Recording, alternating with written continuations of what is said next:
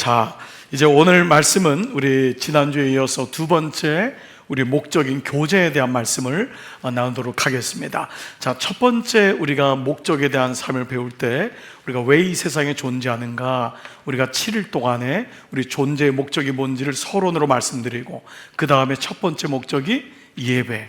그렇죠? 우리는 하나님의 기쁨을 위해 계획되었다, 이 예배입니다. 자, 제가 여러분 이번 주에 그 칼럼 내용이 마라톤도 우리의 예배를 막을 수 없습니다. 이게 이번 칼럼 제목이에요. 그러니까 왜냐하면 여러분 우리가 알잖아요. 이제 봄, 가을 되면은 또 뛰시는 분들이 또 등장해가지고 우리가 지역적인 위치 때문에 이제 몇 번 이게 거치는데, 제가 이제 여러분들도 아마 우리 금요성령협회 오신 분들은 그런 마음이 있을 거예요. 아비의 마음이 되면은요, 자녀가 예배의 연속성이 깨지는 것에 대한 굉장히 우려가 있어요. 그 예배는 그날 와서 하나님 앞에 정말 압도되는 은혜를 경험하고 주님을 바라보는 놀라운 은혜가 있지만, 예배의 또 다른 또 하나의 의미는 뭐냐면 연결성이에요. 예배는 연결이 안 되면, 연속성이 없으면 예배가 끊어져요. 성전에 오는 것이 멈춰지거나, 여러분 뭐 온라인 예배가 제대로 되겠습니까? 그게 될 리가 없잖아요. 우리가 알고 있잖아요. 정말 부득불, 정말 어려운 경우는 도움을 받지만은, 그러하지 않은 경우는 온라인 예배는 거의 예배가 되는 경우가 없죠. 그래서 예배가 연속성이 끊어질 때 오는 게 한 번, 두 번이 계속되면은 2주, 심지어 3주 연결되는 경우가 있습니다. 여러분 다른 분 볼 거 없이 여러분의 자녀를 생각해 보세요. 여러분의 목원들을 생각해 보세요. 예배가 결국은 끊어지고 연속성이 없으면 거기서부터 믿음의 문제가 생기고 신앙적인 구심점이 사라져요. 그래서 이제 예배에 대한 중요성을 이제 하면서, 특별히 제가 이 칼럼에도 썼지만 지난 몇 년 전부터 목회실에서 아주 굉장히 많이 고심하고 했는데, 이번에도 너무 좋은, 여러분 이제 내일 파일을 다 카톡으로 보내드리겠는데, 이제 1부, 2부, 3부가 이제 1, 2부에 오는 분들, 3부에 오는 분들 다 요대로 치기만 하면 돼요. 그러니까 오는 부분이 강북에서 오냐, 하남 강동에서 오냐, 요걸 클릭하면 돼요. 강동에서 온다, 나는 저거 클릭, 강북에서는 클릭 해가지고 오는 경우지를 3번만 치면은 우리도 다 마라톤을 피해서 올 수 있는 거예요. 지들은 달리라 그러세요. 우리는 다 피해서 올 수 있어요. 3번만 클릭하면. 그러니까 여러분 어려워하지 마시고, 중요한 것은 목자들, 교사들이 여러분 이것 때문에 어려워하는 분이 있어요. 아예 그냥 마라톤 한다면 아예 그냥 나는 이번에 온라인 예배 드리겠다, 이런 분이 있습니다. 그러니까 요번에 여러분 내일 이제 목자들에게도 따로 보내드리고 교회 전체적으로도 이제 다 보내드리겠는데, 간단합니다. 3개만 치면은 돌아서 다 올 수 있어요. 조금만 일찍, 조금만 한 10분 정도만 여유 가지고 오신다면은 충분히 올 수 있으니까, 여러분 우리가 마라톤 해도 우리는 또 예배는 예배대로 드릴 수 있습니다. 여러분 너무 걱정하지 마시고 그대로 오면 좋겠어요. 자, 이제 두 번째 우리가 목적이 뭐냐면은 교제에 대한 거였어요. 바로 우리는 하나님의 가족으로 태어났다. 이제 우리가 이 교제 끝나고 세 번째 훈련으로 우리가 들어가고 있지만, 오늘 말씀은 두 번째 교제에 대한 말씀을 그 구속사적인 관점으로 한번 말씀을 또 나눠보도록 하겠어요. 자, 이 교제는 단순히 그냥 만나고 이런 어떤 이게 아니라 관계라고 하는 아주 중요한 의미를 가지고 있어요. 이 관계가 왜 중요한지, 우리 삶의 목적이 관계라는 거예요. 우리는 어떤 관계를 어떻게 이해하냐면, 어떤 성취를 위해서 그 사람하고 관계한다고 생각해요. 그게 아니에요. 성취가 우리 인생의 목적이 아니라 관계가 목적인 거예요. 관계가 안 되면은 성취에도 여러분 허탄함밖에 없어요. 남는 게 없어요. 성취가 인생의 목적이 아니라, 성공이 인생의 목적이 아니라 관계입니다. 우리는 아내를 아니면 자녀와의 관계를 희생하고 성공한 거를 잘한다고 생각해요. 그건 결코 잘하는 게 아닙니다. 믿음의 관계를 깨고 내가 어떤 영역에 올라가는 것을 잘한다고 생각해요. 그건 잘하는 게 아닙니다. 관계 그 자체가 목적이라는 거예요. 왜 그런지 이제 한번 말씀을 통해 한번 알아볼게요. 이 관계는 하나님의 가족을 의미하고, 더 나아가서는 신약에 와서는 주님의 피값으로 산 교회를 의미하고 있어요. 자, 우리가 구속의 5단계를 우리가 같이 말씀을 나눴는데, 자, 한번 다시 한번 점검해 볼게요. 처음에 창조, 그렇죠? 그러나 타락하죠. 죄로 인해서 세 번째 다시 구속이 일어난다 그랬어요. 이 구속이 세 가지로 나누면 약속한 것이 예수님이 오심으로 성취되고, 그리고 예수님이 다시 오시는 그날, 우리가 또 주님 앞에 가는 그날, 그것이 새 창조로 완전하게 끝나죠. 그래서 크게는 창조, 타락, 구속 세 가지의 눈으로 성경을 보는 거예요. 그래야지만이 우리가 하나님이 보여요. 구속사적으로 봐야지만이 하나님이 주어가 돼요. 그리고 구속사적으로 봐야지만이 내 죄가 보여요. 그렇지 않으면 우리가 인본주의적으로 성경을 볼 수밖에 없어요. 교훈하고 깨닫고 도덕적이고, 이것은 죄의 문제가 걸리지 않죠. 이거는 better life예요. 좀 더 나은 인생이에요. 근데 성경은 new life예요. 새 인생인 거예요. 그것은 바로 우리가 회개하여 주께로 돌아갔을 때 주님이 용서하시고 우리를 새로운 피조물로 여기시는 줄 믿습니다. 자, 그래서 그것이 창조, 타락, 그 다음에 세 번째가 뭐라고 했죠? 구속. 지난주에 우리가 구원과 구속의 차이가 뭐라 했죠? 구원은 보편적인 거지만은 구원은 모든 종교에 있는 용어예요. 구원은 우리도 물론 쓰지만은 보편적인 언어예요. 그러나 구속이란 단어는 그분이 값을 치르고, 내가 내 죄값을 치르고 내가 죽어야 되는데 대신 죽은 거예요. 이게 구속이에요. 그러니까 구속이란 단어가 우리 삶에 아주 깊게 들어오면 들어올수록 십자가의 은혜가 절감되죠. 이게 감동이 되는 거예요. 그럼 우리가 그냥 우린 구원받았네 라고 하는 것도 물론 귀한 언어지만은 이건 너무 보편적인 언어예요. 그러니까 구속이란 단어가 얼마나 이게 성경적인 단어인지, 그러니까 구속된 나, 주님이 나를 위해 당신의 피값을 뿌리시고 대신 죽으신 거예요. 그것이 구속이기 때문에 그걸로 보는 것이 구속의 역사인 거예요. 그러니까 오늘도 하나님이 나를 위해, 내 죄를 위해 창조하셨던 그분이 내가 이미 죽었는데 나를 위해 대신 죽으시고 살리신 그 은혜를 이제 오늘 관계에 대한 측면으로 한번 말씀을 나누겠습니다. 자, 첫 번째 창조입니다. 자, 창조는 첫 번째 어떻게 관계에 대한 말씀이 우리가 이어지자면 관계를 만드시는 하나님이라고 하는 것이에요. 자, 하나님은 인간을 개인적으로 만들지 않으셨어요. 그러니까 처음부터 성경은 우리 모두가 관계적인 존재임을 말씀해요. 마틴 부버라고 하는 신학자는 심지어 태초에 말씀이 있었느니라고 하는 요한복음 1장 1절을 태초에 관계가 있었다 라고 얘기하는 거예요. 그 주님은 처음부터 관계를 설명하세요. 자, 창세기 1장 26절 보면은 하나님이 이르시되 우리의 형상을 따라 우리의 모양대로 우리가 사람을 만들고, 하나님은 한 분인데 왜 우리죠? 이미 성경에는 삼위일체를 말씀하고 있는 거예요. 예수님은 이미 창조 때부터 있었음을 말씀하잖아요. 그러니까 이미 성령님이 거기 그때 있었고, 그래서 하나님과 바로 예수 그리스도와 성령님이 우리의 형상을 따라 이미 창세기 때부터 관계에 대한 말씀을 하고 있는 거예요. 이게 아주 너무 신비로운 조화인 것을 알게 되죠.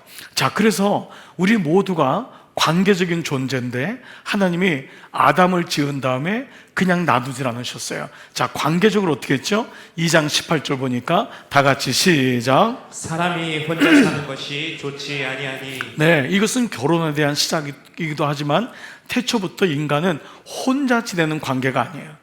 홀로 있는 관계가 아니에요. 이것은 이미 주님이 우리와 함께 하시고, 에덴 동산에 주님이 동산을 거닐다란 말이 동행한단 말을 썼다 그랬잖아요. 동행한단 말은 주님이 우리와 함께 한다는 거예요. 그러니까 모든 사람은 관계적인 거예요. 그것은 부부관계나 부모관계, 이 관계만을 의미하잖아요.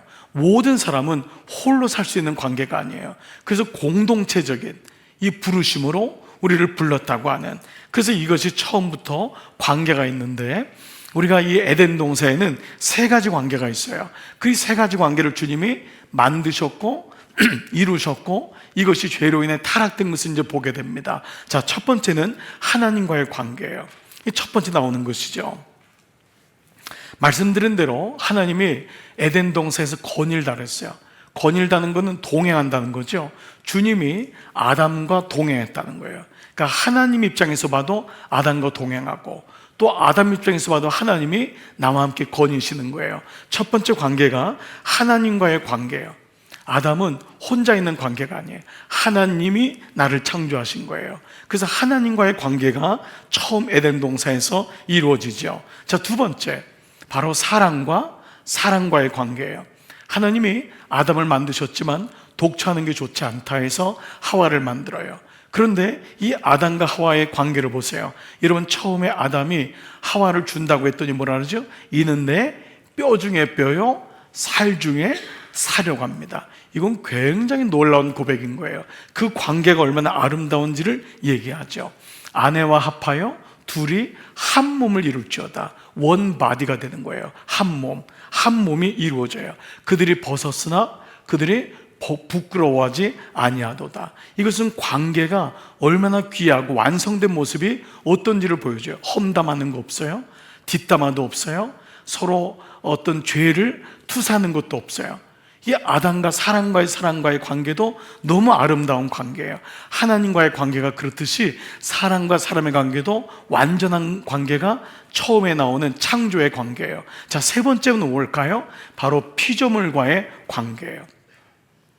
세 번째는 하나님이 피조 세계의 관계에서 여러분 모든 것을 다스린 다음에 6일 동안 5일 동안 다 만드신 다음에 마지막 여섯째 날 사람을 만드시죠. 그리고 뭐라고 하죠? 생육하고 번성하여 땅에 충만하라. 그리고 정복하라. 그리고 다스리라. 이 정복하란 말은 함부로 하라는 말이 아니에요. 이건 잘 충만하게 다스리라. 청직인 거예요. 즉 피조 세계도 너희가 그렇게 돌봐야 된다. 그렇게 한 거야. 함부로 하면 안 된다. 그게 생육하고 번성하고 땅에 충만하고 잘 다스려야 된다. 이것이 피조 세계와의 관계였던 거예요. 즉 인간은 처음부터 하나님이 창조할 때 공동체적인 관계로 더불어 살도록 아름다운 관계로 만드신 거예요. 자, 이것이 종합해서 만들어지는 것이 바로 창조의 마지막 단계인 새 창조예요. 거기서 이루어지는 것이 바로 에덴 동산의 새 에덴 동산인 거예요. 그게 하나님이 주신 새로운 공동체, 그게 바로 교회인 거예요. 천국 가기 전에 교회를 통해서 그것을 경험해라 라고 하는 거죠. 그러나 우리가 이 땅에 있는 동안 우리가 죄로 인한 인간들이 모일 때 교회는 신음하고 아파하는 거예요. 그래서 우리가 그 교회를 정말 아름답게 지키고 교회를 정말 주님이 원하시는 교회로 보호하고, 이제 이 마지막에 말씀드리겠지만 그런 사명도 우리에게 있는 것이죠. 자, 그래서 하나님이 나중에 만든 교회는 어떤 만들어진 제도가 아니라 이미 창조의 시대부터 있었던 에덴 동산의 결정판이라는 것을 우리가 알게 되죠. 자, 이렇게 하나님은 처음에 창조, 관계를 만드시다. 그 관계를 만드신 하나님이 첫 번째예요. 자, 그럼 두 번째 뭐죠? 창조 다음에 타락. 그렇죠? 타락을 볼게요. 타락은 뭐죠? 다 같이 시작. 관계를 깨트리는 죄. 네, 이 관계를 깨뜨리는 것이 뭐죠? 죄입니다. 이거는 첫 번째 예배에 대한 말씀하고도 같은 맥락이에요. 인간의 죄로 인해 이 관계가 깨져요. 아담과 하와가 죄를 지은 뒤에 나타났던 변화가 있어요. 그 첫 번째가 뭐냐? 아까 하나님과의 관계라 그랬죠? 두 번째 뭐죠? 사람과 사람과의 관계. 세 번째 뭐죠? 피조 세계와의 관계. 그러면 이 세 가지에서 죄가 들어올 때 어떻게 세 가지가 변화되는지, 변질되는지를 한번 보면 좋겠죠. 자, 첫 번째, 하나님과의 관계 단절이에요. 자, 죄가 들어오면은 하나님과 관계가 단절돼요. 자, 창세기 3장 9절 10절 시작. 여호와 하나님이 아담을 부르시며 그에게 이르시되 내가 어디 있느냐 이르되 내가 동산에서 하나님의 소리를 듣고 내가 벗었으므로 두려워하여 숨었나이다. 자, 하나님이 아담을 부르시는 것은 어제 오늘의 일이 아니겠죠. 동행하니까 날마다 부르셨을 거예요. 사랑하는 사람은, 관계가 좋은 사람은 이름을 부르잖아요. 우리 이름을 부르잖아요. 부르셨는데 내가 어디 있느냐? 이거는 주님이 아담이 어디 있는지를 몰라서가 아니에요. 죄를 지은 다음에 그의 존재 상실에 대한 말씀을 하고 있죠. 내가 어디 있냐? 있어야 할 자리 없는 거예요. 죄가 들어오면은요, 일단 자리가, 공간의 문제가 생겨요. 있어야 될 집에 없어요. 있어야 될 성전에 없어요. 있어야 될 기도의 자리에 없어요. 그 장소가 바뀌어요. 그 죄 짓는 장소가 있어요. 여러분, 공간을 절대 무시하면 안 돼요. 여러분, 집은요 예배하는 장소가 아니에요. 집은 쉬는 곳이에요. 예배하는 장소는 성전이에요. 아멘. 그래서 예배할 때 성전으로 나오는 거예요. 집에서 예배 드릴 바에는 집에서 모든 것 다 하죠. 집에서 일도 하고 집에서 모든 걸 다 하죠. 그러나 집의 기능은 예배의 기능이 아니에요. 집은 먼저 쉬는 곳이에요. 그리고 난 다음에 집에 가정 예배가 세워지면서 그 예배가 되는 것이지, 그 먼저 기능은 아니라는 거예요. 그러니까 우리가 하나님과의 관계가 깨지면 생기는 게 뭐냐면, 내가 어디 있느냐. 여러분, 그 사람이 어디 있는지를 잘 찾고 뵈야 돼요. 죄 짓는 곳에 있으면 안 돼요. 여러분, 그러니까 우리가 성전 중심의 삶을 산다는 것, 말씀 중심의 삶을 산다는 것이 얼마나 안전한지 알 수가 없어요. 그래서 오늘도 여러분, 이곳에 안 계신 분들은 지금 다 CCTV로 추적을 해봐야 돼요. 여러분, 어디가 있는지, 지금 이 인간이 어디가 있는지, 여러분 남편들, 아내들, 자녀들 어디 있는지 찾고 뵈야 돼요. 학교에 갈 아이가 학교에 없어요. 여러분, 어느 부모가 한 달 동안을 무려, 이런 말도 안 되는 것 같지만 정말 이런 일이 있었대요. 아이가 게임방에 있는 거예요. 게임방에. 부모가 새까맣게 몰랐어요. 근데 놀라운 거는, 여러분, 이런 일이 여러분 생각에는 선생님도 있고 아이도 있고 가능할 것 같은데, 뭐 숨기려 그러면 얼마든지 숨기는 거예요. 그러니까 이 장소가 너가 어디 있느냐. 그랬더니 모르죠? 이에 내가 동산에서 하나님의 소리를 듣고 다 같이요 내가 벗었으므로 두려워하여 숨었나이다. 벗었을 때 부끄러워하지 않았다 그랬어요. 근데 뭐죠? 두려워하여 숨었다는 거예요. 예, 그래, 하나님과의 관계 단계로 올 때 하나님이 멀어지게 느껴지는 거예요. 두려움이 오게 되는 거예요. 하나님과의 관계는 두려움이 아니잖아요. 근데 죄가 하나님과의 관계를 깨뜨립니다. 두려움으로. 그렇죠. 두 번째 뭐죠? 숨는 거예요. 하나님 앞에 자꾸 숨죠. 우리 이런 일 많죠. 우리 스스로 은닉하고 숨고 드러내지 아니하고, 이 모습이 하나님과의 관계 단절에서 오는 모습이에요. 자, 우리가 한번 진단해 볼 필요가 있어요. 우리도 죄 가운데 있었을 때 어떤 일이 있죠? 염려와 두려움 속에 붙잡혀 살아요. 그리고 숨습니다. 드러내지 못하는 거예요. 모든 걸 숨겨요. 사람들에게 얘기하지 못해요. 그러니까 나눈다는 게 그만큼 중요한 거는, 우리 나눈다는 거, 자기를 드러낸다는 거, 이거 굉장히 중요해요. 죄도 드러나야 되는데 다 숨기는 거예요. 그러나 세상에 숨긴다고 여러분 죄가 없어지지는 않잖아요. 그러니까 이 아담의 지금 모습이 이런 모습을 볼 수 있습니다. 자, 두 번째는 사람과 사람의 관계라 그랬잖아요. 자, 보세요. 아담과 하와의 관계 단절이 생깁니다. 죄가 오면은 사람과의 관계가 단절됩니다. 가정에 죄가 들어오면 부부 사이가 깨집니다. 부모 사이도 깨집니다. 사람 사이가 깨져요. 그 죄라는 게 정말 무섭습니다. 그렇게 미혹하고 매혹적이고 유혹하고 먹음직하고 보암직도 하고 탐스럽지도 않은데, 그 순간에 아담과 하와가 원수가 돼요. 그렇게 뼈 중에 뼈요, 살 중에 살이라고 했던 그 관계가 얼마나 원수 관계처럼 바뀌는지를 한번 봐보세요. 자, 창세기 3장 12절 아담이 시작. 아담이 이르되 하나님이 주셔서 나와 함께 있게 하신 여자 그가 그 나무 열매를 내게 주므로 내가 먹었나이다. 그러니까 여러분, 남편 믿을 거 아무것도 없어요. 난 뭐 입으로는 뼈 중에 뼈요, 살 중에 살이요, 모든 걸 다 준다고 하냐. 뭐라 그래요? 이 여자 때문에 내가 이 꼴이 됐다는 거예요. 왜 하나님이 이 여자를 줬습니까? 이 여자가 내게 주었습니다. 나는 아무 잘못이 없어요. 이 여자 때문에 그렇다는 거예요. 남자들 아멘. 네. 이걸 아멘 할 때는 아닌 것 같아요. 자, 이 여자 잘못 만나가지고 여러분, 이런 말도 안 되는 투사가 일어나요. 그러면 하와 입장에서는 내가 말씀에 귀 기울이지 못했습니다. 남편이 분명히 제가 얘기했는데 제가 과장하거나 거기서 삭제했습니다. 이렇게 얘기하면 되는데, 죄가 들어오면 토설이 안 돼요. 죄가 들어오면은 골백이 안 되는 거예요. 어떤 일이죠? 투사가 또 일어나요. 이 아담이 하와에게, 이 하와는 뭐라 그러죠? 그 뒤에 보니까 여호와 하나님이 시작. 하나님이 여자에게 이르시되 내가 어찌하여 이렇게 하였느냐. 여자가 이르되 뱀이 나를 깨물어 내가 먹었나이다. 바로 이렇습니다. 이게 관계 단절입니다. 관계가 회복되는 건 뭐죠?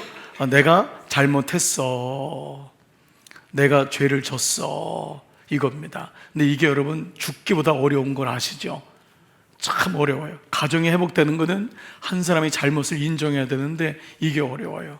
아이들도 죄를 지으면 인정하지 않아요. 이게 우리 죄값인 거예요. 우리 죄의 모습이 이래요. 그러니까 아담과 하와의 모습이 우리 그대로 있는 거예요. 여러분 뉴스 보면은 우리 딴 얘기할 것도 없잖아요. 그렇게 정치인들이 죽어도 아니라고 하는데 결국 다 드러날 때까지 부인하고 결국은 드러나죠. 여러분 이게 사실은 정치인이나 딴 사람 모습이 아니라 바로 우리 모습이에요. 죄가 들어오면 관계가 단절돼요. 거짓말이 되는 거예요. 그 가장 무서운 단절은 거짓말을 하고 투사가 되고, 이게 죄가 오면 결국은 관계가 단절됩니다. 하나님은 하나님과의 관계도 너무 아름답게 만들었고 사람과의 관계도 그렇지 않다고 만들었는데 그만 우리의 모든 관계가 깨지는 것을 보게 되지요. 자, 세 번째는 피조 세계와의 단절입니다. 바로 피조물과의 관계 단절이 일어납니다. 자, 그렇게 다스리고 보살피고 아끼라고 했는데 어떤 일이 일어나냐? 죄로 인해서 창세기 3장 17절 18절 땅은 너로 말미암아 너의 죄로 말미암아 땅은 저주를 받아요. 인간은 죄가 오면서 탐욕이 차고 땅을 쉬지 못하게 해요. 그리고 온갖 비료를 온갖 걸 다 집어넣고 닭을 재우지를 않아요. 소를 재우지를 않아요. 인간의 탐욕이 얼마나 무서운지 모든 생태계를 다 파괴시키는 거예요. 지구에 있는 온갖 인간들이 먹고 남은 쓰레기가 태평양 대서양의 섬을 이뤄요. 얼마나 많이, 정말 인간의 탐욕이 너무도 우리가 지금 쓰레기들을 보십시오. 그렇게 그냥 배달해서 먹고 이 남은 게 우리 교회도요, 일주일 지나면요, 우리 이용성 선생님 제일 어려운 게 음식물 그리고 비닐류가 수백 장이 나와요. 말도 못하게 나옵니다. 정말 여러분 상상을 초월할 정도로 나와요. 교회 안에 우리 이런 교회에서도 그런데 하물며 쓰레기 수거할 때마다 때로는 이러다가 이거 어떻게 되는 거지? 이 쓰레기는 다 어디로 가는 거야? 이걸 다 우리가 먹고 있잖아요. 그게 돌아서 결국 물에 들어가고 다 먹고 그게 물고기가 먹어가지고 물고기 속에 비닐류가 들어가고 그 물고기 속에 들어오니까 그거를 회를 먹게 되고 회 안에 우리가 또 유충을 먹고 이런 악순환들이 계속 일어나는 모습들이 뭐죠? 결국 피조물로 인해서 땅이 저주를 받고 그리고 평생에 수고하여야, 그 말씀 다음에 보시죠. 내 평생에 수고하여야. 그 앞에 있는 말씀 봐보세요. 이 수고해서 소산을 먹는다는 것은 노동의 얘기를 잘못 얘기하는 게 아니에요. 사람은 노동을 해야 돼. 이것은 창세 전에도 이미 말씀하고 있어요. 이건 그 죄로 인해서 저주받기 전에도 노동에 대한 말씀은 경작에 대한 말씀이 나와요. 그 노동 자체가 문제가 아니라 이것은 스트레스를 받는 거예요. 죽도록 일을 하고 스트레스를 받아야지만 소산을 먹게끔. 그런 인간의 탐욕이 요만큼 먹으면 되는데 더없이 먹는 거예요. 야근하고. 여러분, 하나님이 물론 우리는 먹고 살아야 된다고 하는 마음이 있지만 우리가 다 그렇게 몸에다 스트레스를 주고 과도하게 일을 하고 우리가 만들어 놓은 이 생태계, 이런 경제 생태계, 집을 사야 되고 뭘 해야 되고 그러다 보니까 모든 것이 다 뭐예요? 죽도록 일을 그래야지만이 소산을 먹는, 이렇게 우리가 만들어 놓은 죄가 탐욕과 욕망을 만들어 놓았어요. 그리고 이 땅이 내게 가시덤불과 결국은 엉겅퀴를 줄 거래요.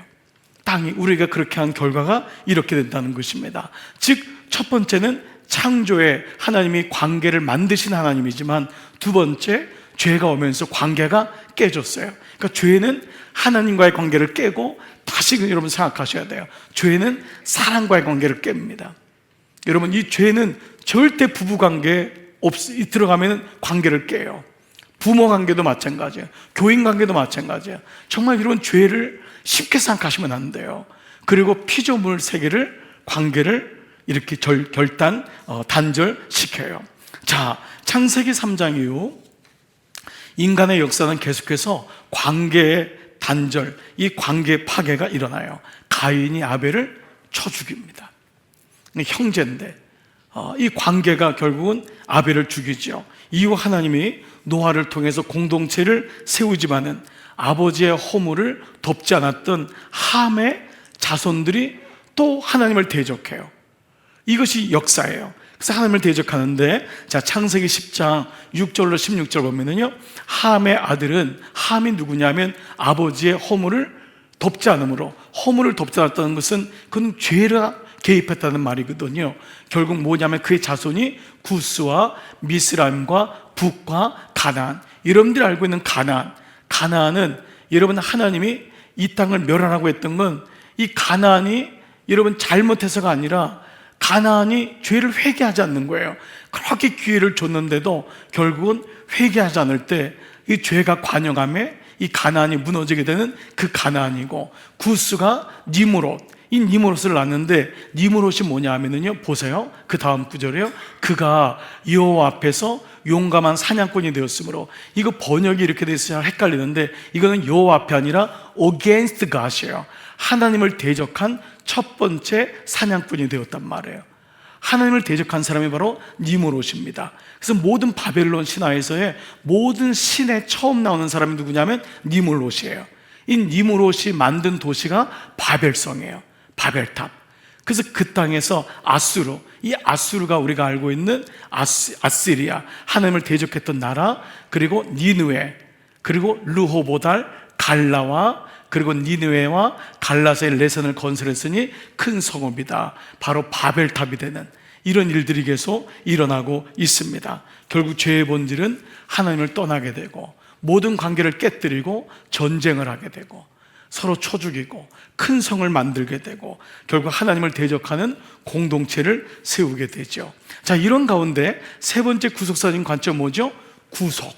자, 구속을 볼게요. 자, 다시 시작. 다시 관계를 만드시는 하나님. 그렇습니다. 하나님은 타락한 인간을 그냥 두지 않으세요. 그래서 그 구속사의 핵심은 하나님이 다시 그들 가운데로 들어가시죠.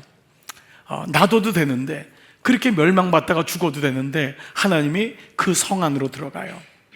그들 가운데 들어가고 관계를 다시 세우세요. 그래서 하나님이 먼저 한 가족을 선택하세요. 그게 여러분이 아는 노아의 가족, 아브라함의 가족입니다. 자, 창세기 12장 3절 보면은요, 땅의 모든 족속이 너로 말미암아 복을 얻을 것이다. 이 너는 아브라함입니다. 아브라함은 의인이 아니에요. 잘한 것이 없어요. 근데 하나님이 먼저 약속하시는 거예요. 내가 너하고 약속하겠다. 내가 너를 통해서 다시금 이 백성 사이에 관계를 회복하겠다. 그래서 이 암이란 단어를 아브라함, 열방의 아버지라는 이름을 주세요. 네가 이제 새로운 나라의 아비가 될 거다. 하나님의 관계를 세우시는 거예요. 즉 하나님은 아브라함이라는 가족을 통해서 이스라엘이라고 하는 공동체를 만드세요. 이스라엘만 사랑한 것이 아니라 이스라엘 통해서 모든 인류에게 새로운 공동체를 주시기 위함이에요. 구속의 역사를 이루는 것입니다. 그래서 이스라엘은 단순한 민족이 아니라 하나님께 선택받은 백성 공동체였던 것이죠. 그래서 이스라엘은 하나의 표징인 거죠. 그림자인 거죠. 그래서 하나님은 이스라엘을 통해서 이스라엘을 사랑하는 것이 아니라 새로운 공동체를 만드시기로 약속해요. 이것이 바로 새로운 공동체, 예수 그리스도를 통해 성취되는 공동체예요. 새로운 가족관계가 생긴 거예요. 자, 그동안은 혈연 공동체, 이스라엘을 하나님이 선택해도 여전히 그들은 혈연 공동체를 떠나지 않는 거예요. 스스로가 선민, 우리만 선택받았다, 이거를 떠나지 못하는 거예요. 그러니까 아무리 하나님이 예수님이 와서 사마리아 이방 사람들에게 구원을 얘기해도 유대인들은 예수님을 때려 죽이는 거잖아요.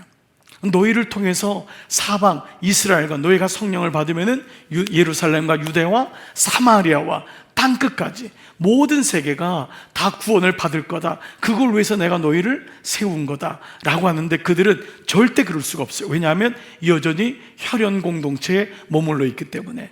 그래서 신약으로 넘어오면서 놀라운 단어가 생기는 게 누가 내 형제고 누가 내 어머니고 누가 내 아버지냐. 새로운 가족관계가 생겨요. 바로 예수님이 마태복음 12장 50절에서 놀랍게 이 말씀을 하세요. 다 같이 시작. 누구든지 하늘에 계신 내 아버지의 뜻대로 하는 자가 내 형제요 자매요 어머니이니라 하시더라. 이게 바로 새 가족 공동체가 형성된 거예요.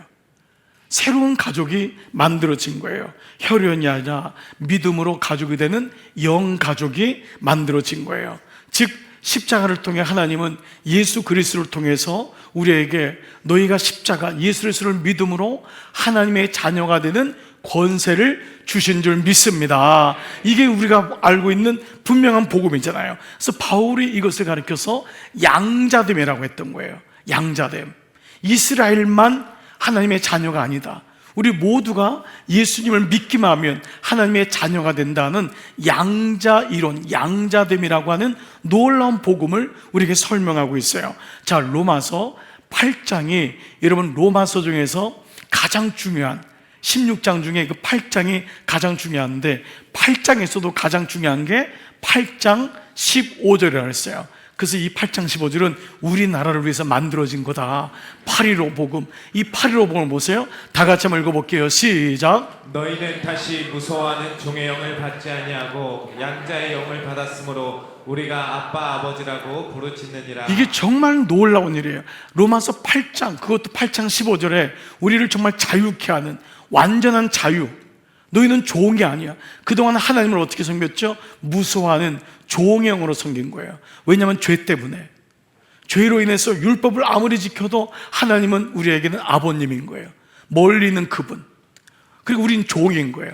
이게 유대인의 마음인 거예요. 그 유대인은 하나님과의 관계, 인격적인 관계를 모르는 거예요. 하나님과의 복음을 아직 모르기 때문에 율법에 붙잡고 있는 거예요. 그 율법에 붙잡힌 거 뭐냐면 아무리 지켜도 지킬 수가 없는 게 율법이거든요. 그래서 율법은 뭐냐면 종의 영인 거예요. 근데 너희는 이제도 더 이상 무서워하는 종의 영을 받지 않냐고 양자의 영을, 너희가 아들이 됐다, sonship, 아들됨의 영을 받았으므로 이제는 아버지가 저 멀리 있는 아버님이 아니라 아빠가 되었다는 거예요. 아빠, 아버지. 여러분 요즘은 우리 아버지를 향해서 누구든지 아이들이 다 아빠, 아빠, TV에도 다 아빠라고 하니까 다 아빠라고 했지만요, 여러분 여기 계신 여러분 중에 옛날에 아버지를 아빠라고 부르지 않은 분도 꽤 있을 거예요. 이러면 어떠세요? 저는 아버님이라고 불렀어요. 아버님, 아버지. 그 아버지도 너무 멀리 있는 거예요. 그 아버지가. 그 옛날에는 아빠라는 단어가 너무 익숙하지 않았어요. 근데 요즘은 뭐예요? 아빠, 아빠. 이게 너무 익숙한 단어죠. 근데 이게 하나님과의 관계라는 거예요. 로마서 8장 15절을 다시 봐보세요. 이게 정말 여러분 요절 말씀이고 이게 내 안에 이 말씀이 확증되고, 여러분 정말 주님을 아버님, 멀리 계신 그분, 유대인들은 전능하신 아버지, 멀리 있는 아버지, 거룩하신 아버지, 그런데 예수님이 뭐라 그래요? 너희의 아빠라는 거예요. 아빠. 그러니까 이 유대인이 예수님이 아버지라고 부를 때 뭐예요? 신성 모독으로 죽이는 거 아니에요. 어떻게 하나님을 아버지라 부르냔 말이에요. 그 사람들은 하나님을 이름조차도 거룩하기 때문에 이름을 부르지 못했어요. 그래서 음역으로도 그냥 아도나이 이렇게 불렀을 뿐이에요. 제호바, 여호와 이런 단어를 차마 입으로 부르지를 못했어요. 이름 부를 때도 이렇게 묵음을 했던 거예요. 깨서 말씀하시기를, 깨서 이렇게. 그렇게 거룩하게, 거룩이란 단어를 미명 아래 그 하나님은 그 우리 안에 없었던 거예요. 저 멀리 계신 하나님. 여러분 보세요. 죄가 들어오면요 친근감이 사라져요. 그렇게 좋았는데 아빠, 아버지 걸으면서 그렇게 좋았는데 죄가 들어오니까요 아버지라는 이름을 부르기조차 어려워요. 교회 나와서 예배 드리는 것도 고개를 숙일 수밖에 없어요. 나오긴 나와요. 근데 친근감이 사라지는 거예요. 그런데 예수 그리스도로 인하여 우리의 죄가 씻어졌다고 하는 놀라운 복음에 들리니까 그 하나님을 아빠라고 부르는 줄 믿습니다. 그러니까 이게 너무너무 기가 막힌 거예요. 정말 그 하나님의 아빠 하나님 너무 좋은 거예요. 나는 그런 아빠가 있었으면 좋겠어요. 여러분 그런 아빠, 여러분 인간의 아빠도 그런 아빠가 있으면 얼마나 좋아요. 아빠, 아빠. 그런 아빠가 있으면 그 아빠도 너무 좋을 것 같아요. 제가 무슨 말을 하는지 여러분 잘 모르시는 것 같아서, 그러니까 그 감격이 있다는 거예요. 하나님과 그 감격. 아멘. 저도 좀 그런 딸이 있었으면 좋겠어요. 아빠 이런 딸이 있었으면 좋겠어요. 아들은 불러도 대답도 없고, 그렇지만 또 이런 아들들도 있으니까, 요즘은 좋은 아들들도 있으니까 제가 아들을 절대 폄하하지는 않겠어요. 그렇지만 그 자녀는 뭐예요? 아빠, 아빠, 뭐 그거잖아요. 지금도 막 가슴이 설레는 것 같아. 막 그런 아빠가 있으면 다 줄 것 같아. 근데 하나님이 그런 아빠라는 거예요. 정말 이게 정말 믿음의 역사인 줄 믿습니다. 자, 그렇게 해서 우리를 가족이 되게 부르신 거예요. 자, 그래서 여러분, 구속은 단순히 죄 용서 차원을 뛰어넘는 하나님의 가족이 되는 사건이라는 거예요. 구속은요, 그분이 값을 치르고 너는 고아가 아니야, 너는 멀리 있는 그런 자녀가 아니야, 그런 혼자 집에서 고민하고 혼자 책임을 떠맡고 있는 그런 소년 소녀 가장이 아니야. 너는 내가 사랑하는 내 아들이야, 딸이야. 바로 그 말씀을 하는 거예요. 너는 왕자란다, 너는 공주란다. 바로 그 얘기를 하는 거예요. 그래서 다시요, 구속은 단순히 죄 용서가 아니라 하나님의 가족이 되는 사건인 줄 믿습니다. 그래서 여기서 등장한 것이 바로 교회란 단어인데, 놀랍게도 이 교회라는 단어에 쓴 게 오이코스라는 단어예요.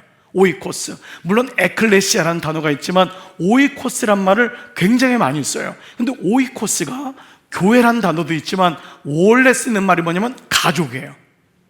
그래서 교회가 영가족이란 말이 여기서 나온 말이에요. 자, 한번 볼게요. 에베소서 2장 13절부터 쭉 한번 볼게요. 자, 시작. 이제는 전에 멀리 있던 너희가 그리스도 예수 안에서 그리스도의 피로 가까워졌느니라.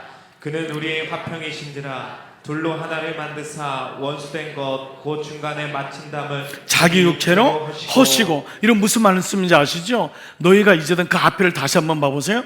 자, 그는 이제는 전에 멀리 있던 아까 제가 말씀드린 멀리 혼자 있고 저기 있었던 너희가 예수 안에서 하나님하고 그렇게 두려웠던 너희가 가까워진 거예요. 친밀감이 된 거예요. 한 가족이 되었다는 거예요. 이거를 지금 바울이 저처럼 여러분들에게 설명하고 있는 거예요. 자, 그러면서 그는 우리의 화평이에요. 하나가 됐다는 거예요. 샬롬이란 말이에요.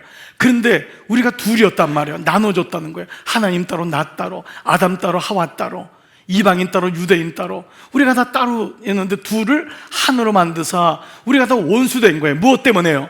죄 때문에. 죄 때문에 다 원수된 거예요. 그 원수된 것을 곧 중간에 막힌 담을 자기 육체로 어떻게 해요? 허시고. 그게 육체의 지성소에 있는 뭐죠?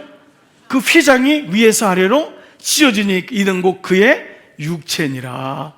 그래서 우리가 이 말씀을, 우리 계속적인 말씀을 배웠잖아요. 육체로 오셨기 때문에 그가 어떤 제물이 되는 거죠? 그렇습니다. 화목제물이 되는 거예요. 화목케 하시는 그분이 화목제물. 그래서 여러분, 관계를 잘하는 것이 성령 받은 사람의 특징이에요. 우리는 관계 잘하면 싸바싸바한다고 생각한다니까요. 그런 정도의 차원이 아니에요. 그러니까 성령을 받았는지 안 받았는지는 그가 공동체에 들어가서 어떻게 하는지를 보면 알 수 있어요. 아무리 기도 많이 하고 아무리 그렇게 은혜를 많이 안다 그러고 성경의 지식을 알아도 그가 사람을 막대화하거나 공동체에 들어가서 상처를 주거나 뒷담화를 하거나, 이건 여러분 절대 은혜 받은 사람의 모습이 아니에요. 하나님은 관계를 회복하셨듯이 여러분에게 은혜를 주신 이유는 여러분도 주님처럼 가는 곳마다 막힌 담을 헐고 화평하게 하는 하나님의 사명이 있는 줄 믿습니다. 그래서 여기에 대한 말씀이 그 다음에 한번 보시면요, 그러므로 이제부터 너희는 외인이 아니야, 손님이 아니야, 나그네가 아니에요. 오직 성도들과 동일한 시민이요, 하늘의 시민이요, 거룩한 성도들이에요.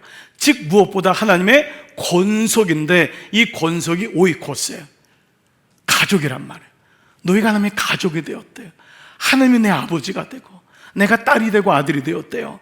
이 참 놀라운 말씀을 하고 있어요. 자, 갈라디아서 6장 10절 볼게요. 똑같은 말씀이에요. 시작. 그러므로 우리는 기회 있는 대로 모든 이에게 착한 일을 하되 더욱 믿음의 가정들에게 할지니라. 이 믿음의 가정은 여러분 아시다시피 초대교회 때는 교회가 뭐죠?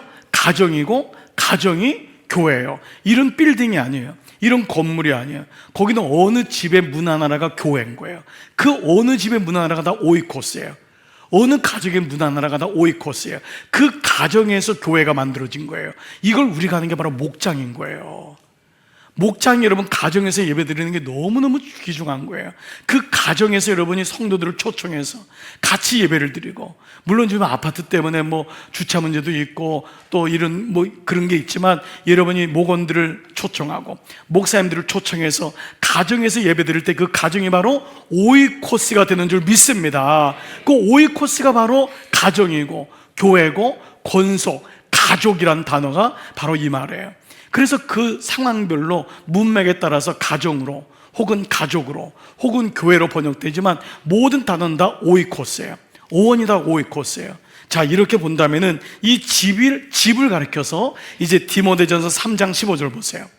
자, 만일 내가 지체하면 너로 하여금 하나님의 집에서 어떻게 행해야 할지 아들 디모데에게 바울이, 내가 늦을지 모르는데 너가 목회하는 하나님의 집에서, 근데 이 말이요, 새 번역에는 하나님의 가족에게 이렇게 나와 있어요.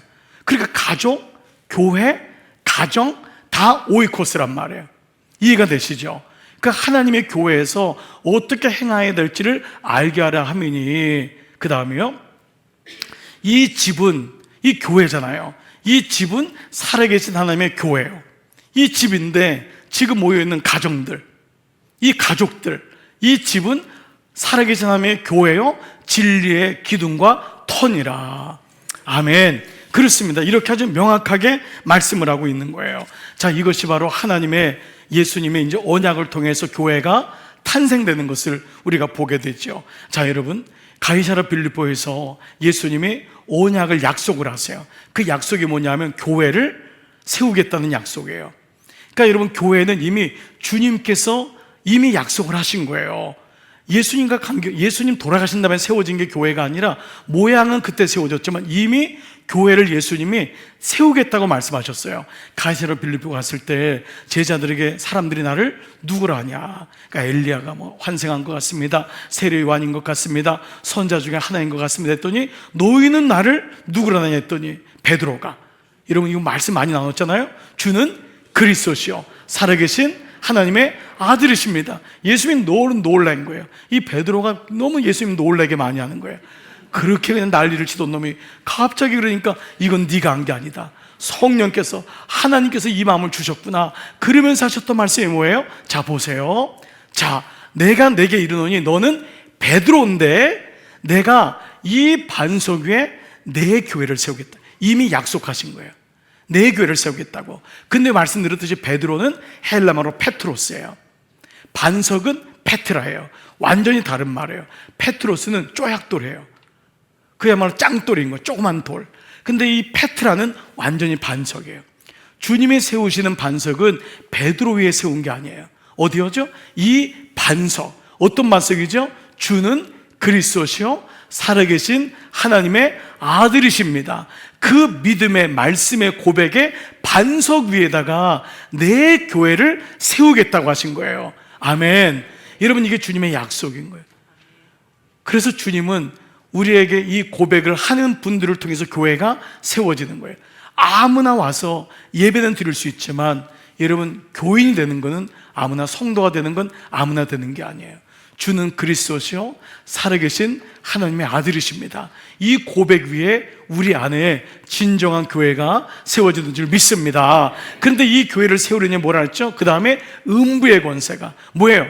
두 번째, 타락했던 그 죄의 권세가 이기지 못한다는 거예요. 첫 번째 에덴은 타락했단 말이에요. 죄로 인해 무너진 거예요. 그 첫째 아담은 약했기 때문에. 그러나 둘째 아담이신 예수 그리스도가 오므로 온전한 새 에덴을 만드는 거예요. 그게 바로 둘째 아담인 거예요. 아멘. 여러분, 이 말씀이 이어지시죠? 첫째 아담은 실패했지만 둘째 아담으로 오신 예수님이 바로 우리에게 교회를, 새 에덴, 에덴에서 새 에덴이 된 거예요. 새 창조가 이루어진 것이 바로 교회인 거예요. 이 교회를 통해 주님이 이 세상의 마지막 소망이 되고, 이 교회를 통해 하나님의 구속의 역사를 이루어 가시겠다고 하는 약속을 하신 줄 믿습니다. 그 약속을 통해 마가의 다락방에서 모였을 때 성령이 임하심으로, 그래서 하나님과 예수 그리스도와 성령의 삼위일체가, 우리가 우리의 형상을 따라, 우리의 모양을 따라 이렇게 만들어진 게 교회라고 하는 삼위일체가 하나님, 성부, 성자, 성령. 그래서 우리가 모든 찬양이 성부, 성자, 성령이고, 마지막 예배의 축도가 이제는 하늘에 계신 아버지는 놀라우신 사랑 성부와 예수 그리스도의 은혜와 성자와 성령님의 보호하심이, 성령의 은혜가 이제로부터 영원토록 있을지어다. 이게 바로 예배의 마무리가 되는 거예요. 이 놀라운 은혜가 에덴 동산의 실패에서 예수 그리스도를 통해 다시 교회를 통해 회복을 하는 것입니다. 그러면 하나님의 집인 오이코스인 이 집에서, 교회에서 무엇을 하느냐? 영가족이 뭘 하느냐? 여러분 이제 보세요. 사도행전 2장 42절 다 같이 시작. 그들은 사도들의 가르침에 몰두하며 서로 사귀는 일과 빵을 떼는 일과 기도에 힘썼더라. 보세요. 첫 번째, 그들은 사도의 가르침에, 이거는 목사 개인의 가르침이 아니라 말씀이라고 하는 가르침의 액센트가 있는 거예요. 물론 당시에 사도들이라는 것은 여러분 인간이 약한 거잖아요. 다 약하죠. 그러니까 사도들이 그만큼 말씀에 충만했던 것이고, 이 말씀은 말씀에 몰두하는 거예요. 말씀에 몰두해요. 즉 처음 이 에클레시아 오이코스에서 처음에 하는 게 뭐냐면 그 반석의 교회가 세워진 것처럼 말씀에 몰두하여, 우리가 처음 하는 게 뭐냐면 모든 교회는 말씀으로 시작하는 거예요. 그 말씀으로 서로를 사귀는 일, 이게 뭐냐면 교제와 나눔이 말씀을 통해 이루어지고, 양육과 목장의 모든 공동체가 그 안에서 말씀으로 서로 사귀고, 우리가 만약에 말씀이 없다면 서로 사귀는 일은 굉장히 문제가 심각하게 될 겁니다. 말씀이 없다면, 이 앞에 말씀이 없이 너희들은 무조건 먼저 서로 사귀는 일이 있으면 여러분 큰일 납니다. 교회에 만약 말씀이 없으면 정말 큰일 나요. 무슨 말인지 모르는 분이 지금 있는, 이 말씀이 있기 때문에 말씀을 가지고 서로 사귀어야지만이 은혜가 있어요. 이게 오래가는 거예요. 관계가 지속되는 거예요. 여러분 절대 인간적인 걸로 지속이 안 돼요. 말씀이 우리 안에 있어야 돼요. 거기서 지혜가 생겨요. 그리고 빵을 떼는 일, 이건 애찬과 성찬이에요. 애찬은 가난한 사람들이 왔을 때 교회에서 빵을 먹게 했어요. 그게 애찬, 사랑의 아가페였어요. 그런데 보니까 일하는 사람이 다 일하는 늦게 와요. 귀족들이 먼저 와가지고 다 먹어치우는 거예요. 그래서 애찬이 사라지면서 성찬으로 바뀌어요. 애찬은 뭐냐면 모든 사람들이 모여서 교제하면서 애찬을 하고 떡을 나누는 거예요. 이 떡을 뗀다는 건 성교라는 단어로도 번역된 적이 있어요. 많은 사람에게 떡을 떼어주는 거예요. 교회가 서로 우리가 말씀에 몰두하여 말씀을 가르침을 받고 그 말씀을 서로 교제하여 어떻게 살아갈 것인가를 나누고 죄를 고백하는 영적인 교제가 일어났을 때 다른 사람들이 보이는 거예요. 빵을 떼어주는 거예요. 이웃에게 빵을 떼어주고, 연약한 자에게 빵을 떼어주고, 우리 안에 애찬이 일어나고 성찬의 거룩한 일들이 일어나고, 그리고 그것을 유지하기 위해서 기도하는, 기도에 힘쓰는 거예요. 성령의 충만함으로 기도에 힘써야지만이 그때 그 교회가, 그 가족이 보존되는 것과 마찬가지예요. 저는 이제 마무리하면서 말씀을 좀 나누고 싶어요. 교회를 지키고, 그래서 교회를 보호하는 것, 관계를 지키는 것이 이렇게 중요해요. 교제가 두 번째 목적이었어요. 관계, 하나님의 가족, 교회, 같은 말 다 결이 같아요. 교회는 단순한 가족이 아니라 하나님의 가족이고, 이 교회는 예수님이 피값으로 사신 마지막, 이 교회가 마지막 소망인 거예요. 세상의 관계는 다 위협받아요. 그럴 때 교회에서 제대로 배워야 돼요. 교회에서 치료받아야 돼요. 치유받고 회복돼서 다시 그 가정에 가서 깨어진 관계를 회복시키는 거예요. 남편과의 관계, 아픈 관계, 부모와의 관계, 이 깨어진 게 우리의 죄인 거예요. 그래서 교회에서 이 관계를 성령의 충만함을 받고 말씀의 원리를 가지고 그것을 배우는 것이 바로 교회인 거예요. 사도행전 20장 28절, 여러분은 자기 자신을 잘 살피고 양떼를 잘 보살피십시오. 이거는 지도자에게 말씀하는 건데 여러분 모두에게 말씀하는 거예요. 성령이 여러분들을 양떼 가운데 감독으로 세우셔서, 저는 이게 꼭 목사에게만 해당된다는 생각 안 해요. 여러분 모두를 감독으로 세우셨어요. 하나님께서 자기 아들을 피로 사신 교회를 돌보게 하셨다는 거예요. 교회가 오이코스라 했죠.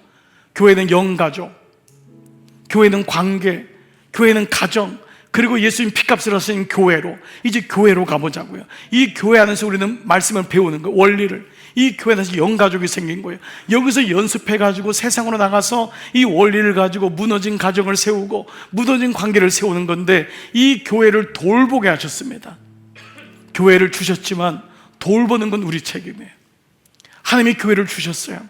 사람들이 다 와서 예배를 드려요. 은혜를 받아요. 그러나 교회를 돌보는 사람은 많지 않아요. 여러분은 어떻게 하면 교회를 돌볼 수 있을까요? 두 가지 말씀만 드리고 이것이 여러분의 기도 제목이 됐으면 좋겠어요. 첫 번째, 하나됨을 힘써 지키셔야 돼요. 교회는 음부의 권세가 이기지 못한다고 말씀하셨어요. 이 반석 위에 내 교회를 세우리니, 그만큼 음부의 권세가 치열하게 공격하고 싸움을 거는 거예요. 교회는 음부의 권세가 있는 거예요. 마귀의 권세가 우리의 모든 관계를 깨뜨리는 거예요. 마귀는요, 그 사람을 깨뜨리는 게 아니에요. 관계를 깨뜨려요. 목회자와 성도 간의 관계를 깨뜨리고, 목회자 간의 관계를 깨뜨리고, 교회 안에 불화음을 주고 분열시키고. 에베소 4장 3절, 평안에 매는 줄로 성령이 하나 되게 하신 것을 그냥 지키면 안 된대요. 힘써 지켜야 된대요. 얼마나 빼앗는 자가 많은지, 성을 무너뜨리는 자가 있는지. 여러분, 가정 지키는 게 장난이 아닌 거예요. 아이들 믿음으로 지키는 게 장난이 아니에요. 여러분, 주중학습 일주일에 한 번, 알아보니까 일주일에 전화 통화하는 거 몇 분 아닌데도 부모들 마음에는 어떤 마음이 들까요? 애가 너무 공부하는 게 많다는 거예요. 입으로는 말로는 애들 신앙교육 해야 된다고 하지만 아이들 다 세상에 뺏기잖아요. 피아노도 쳐야 되고, 주산도 해야 되고, 암기도 해야 되고, 영어도 배워야 되고, 수학도 배워야 되고. 그러나 정작 하루에 하나님 말씀을 가지고 통화하는 거 10분 하는 게 어려운 거예요. 그게 우리의 현실인 거예요. 담임 목사가 5만 원을 도와준다고 통 크게, 돈이 없는데도 지금 그냥 이렇게 해도 여러분 마음이 움직이는 분은 많지 않을 거예요. 왜냐하면 그만큼 우리가 굳어 있는 거예요. 아이들 신앙에 대해서 해본 적이 없는 거예요. 왜냐하면 주중은 그냥 아이들은 학원에 보내는 게 우리가 해야 될 일인 거예요. 그리고 일요일 날 와서 예배 잘 들으면 되지. 근데 문제는 뭐냐? 그렇게 해서 대학 가니까 90%가 떨어진다는 거예요. 그렇게 해서 군대 보내고 시집 보내고 직장 보내니까 남는 애들이 없다는 거예요. 이게 현실인 거예요. 힘써 지키지 않으면 안 돼요. 하나 되게 하신 것을 분열되지 말라고. 교회를, 여러분, 교회는요, 이미 문제가 들어오면 이미 늦어요. 제가 미리 말씀드릴게요. 물론 그때도 기도해야 돼요. 그러나 문제가 없을 때 기도해야 되는 줄 믿습니다. 이게 기도하는 거예요. 이게 지혜로운 사람이에요. 문제 터진 다음에 기도하면은요, 너무 아픈 거예요. 너무 회복되기 어려워요. 그때도 기도도 안 돼요. 이미 교회가 분열되면요, 기도의 영이 사라지는 거예요. 성령은 모이게 하지만요, 혼의 영은 흩어지게 하거든요. 이미 혼의 영에 붙잡혀 있으면 분열이 되는 거예요. 교회마다 분열된 교회가 기도하는 교회 봤나요? 예배도 안 돼요. 서로서로 분열되기 바빠요. 그렇다면 먼저 힘써 지켜야 돼요. 여러분, 이 은혜가 있기를 축복합니다. 교회는 외부에서 공격받아서 무너진 적은 거의 없어요. 교회는 늘 안에서 내부에 분열이 돼요. 그렇기 때문에 비난하고 험담하고 파벌을 만들고 자기 의의를 세우고 공로를 세우고, 이것이 십자가의 원수인 것을 기억하셔야 돼요. 특별히 교사들, 목자들, 부장들, 국장들, 저 같은 목사들, 정말 주님의 일을 하면서 하나됨을 지키는 것, 여기 마음을 쏟아야 돼요. 그렇지 않으면 주의 일을 실컷 하고 교인들 다 놓치고, 주의 일을 실컷 하고 분열 다 되게 만들고, 그리고 나는 주의 일을 했다고 하는 거예요. 그렇지 않습니다. 그분은 성령의 매는 줄로, 성령이 하나 되게 하신 것처럼 다시 성령으로 충만하게 회복해야 될 줄 믿습니다. 두 번째, 마지막입니다. 다 같이 시작. 간절히 기도하라. 다시 한번 시작. 교회를 위해 간절히 기도하라. 여러분, 많은 분들은 자기를 위해 기도해요. 문제를 위해 기도해요. 그러나 교회를 위해서는 그렇게 기도하잖아요. 우리도 그만큼 지금까지 교회를 위해서 매 시간마다 얼마나 기도했어요. 그 기도가 쌓였던 거예요.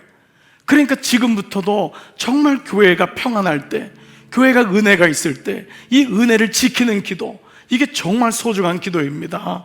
여러분, 에베소 6장 18절 보세요. 모든 일에 시작. 모든 기도와 간구를 하되 항상 성령 안에서 기도하고 이를 위하여 깨어 구하기를 항상 힘쓰며 여러 성도를 위하여 구하라. 구하라가 간구하란 말이에요. 모든 성도를 위해 기도하라는 거예요. 항상 힘쓰라는, 깨어 구하기를 항상 힘쓰라는 거예요. 그러니까 여러분이 그 교회를 사랑하는 것은 그 교회를 위해 기도하는 것과 비례되는 거예요. 여러분이 교회를 위한 기도가 없다면 그냥 교회를 다니는 것밖에 안 돼요. 내가 최소한 권사고, 내가 최소한 사역자고, 그렇다면 정말 그 안에서 교회를 사랑하는 마음이 있어야 돼요. 그러려면 교회를 위해서 간절히 힘써 항상 힘쓰며 여러 성도들을 위해서 기도하라는 거예요. 데살로니가전서 5장 25절, 형제들아 우리를 위하여 기도하라. 우리를 위하여 기도. 이 우리가 오이코스예요. 우리를 위해 기도해다오. 여러분, 이게 얼마나 중요한지 몰라요. 여러분, 공동체가 아픔에 있던 걸 경험해 본 사람은 다식을 밟으면 안 돼요. 공동체가 분열됐던 것을 경험한 사람은 다식은 경험하면 안 돼요. 제가 우리 교회 위해 기도하면서 우리 교회 절대 깨지면 안 된다, 분열되면 안 된다. 왜냐하면 다른 데서 깨져가지고 오신 분이 많기 때문에 그분에게 두 번의 상처를 줄 수 없는 거예요. 우리 교회 찾아서 왔는데 우리 교회가 분열되고 깨지면 그분들은 어디로 가요? 그래서 우리 남아있는 우리도, 그리고 우리 교회를 지켰던, 여전히 우리 교회에 있었던 분들도 이전의 아픔을 경험해 봤기 때문에 정말 어떻게든지 교회를 깨지게 하거나 어려운 일이 있어서는 안 돼요. 정말 이를 위해서 마음을 써야 돼요. 이거는 의지로 안 돼요. 정말 기도에 쏟아야 되는 줄 믿습니다. 그래서 우리가 우리를 위해 기도하라. 사도행전 12장 5절, 이에 베드로는 옥에 갇혔고, 교회는, 베드로는 그 수장 아니에요. 오늘날은 담임 목사입니다. 옥이란 건 감옥도 있겠지만 그가 어려움에 있는 거예요. 근데 교회는 그를 위하여 간절히 하나님께 기도하더라. 베드로가 꼭 오라서 그랬겠어요? 왜냐하면 마귀의 타켓은 담임 목사예요. 목사인 거예요. 제가 대단해서가 아니에요. 저 하나 무너뜨려가지고 또 얼마나 많은 소문이 나겠어요? 얼마나 많은 아픔이 되겠어요? 어린아이 하나 귀하지만은 그 아이 세 가족 한 분이 이렇게 어렵다고 해서 교회가 어렵진 않잖아요. 이게 이렇게 어려운 거예요. 그래서 여러분, 담임 목사님 부족한 저, 우리 목사님들을 위해서, 장로님들을 위해서, 초원지기들을 위해서, 그분들이 이쁘고 잘해서가 아니에요. 교회가 정말 평안을 위해서, 영적인 진보를 위해서, 옥에 갇힌 그를 위해서 간절히 하나님께 기도하는 이 은혜가 여러분 깨달아지기를 축복합니다. 그래서 정말 이 기도를 드려야 돼요. 여러분은 모를 거예요. 목사가 일주일 동안 얼마나 많은 영적인 공격을 당하는지, 얼마나 많은 버든 속에 있는지 모를 거예요. 아시는 분은 정말 기도가 될 거예요. 기도가 된다는 건 알기 때문에 기도가 되는 거예요. 어쩔 때 생각이 나니까 잘 있겠지, 뭐 문제 없겠지. 그것이 아니라 성령께서 그 마음을 주시면은 애통하는 마음이 생기고 말할 수 없는 탄식 기도가 생기는 거예요. 여러분, 이 마음이 우리 안에 있을 때 정말 놀랍게도 하나님의 은혜를 회복시켜 줄 줄 믿습니다. 여러분, 오늘 이같이 우리가 다시 교회를 하나됨을 위해서, 교회를 위해서 간절히 기도함으로 오늘 관계의 마지막이 교회였어요. 오늘 이 은혜가 여러분에게 오늘 기도하시면서 다시 새겨져서 정말 우리 교회가 하나님이 기뻐하시고 많은 사람들에게도 정말 저 교회는 하나님의 교회다라는 그런 칭찬 듣는 우리 교회 되기를 주의 이름으로 축복합니다. 아멘.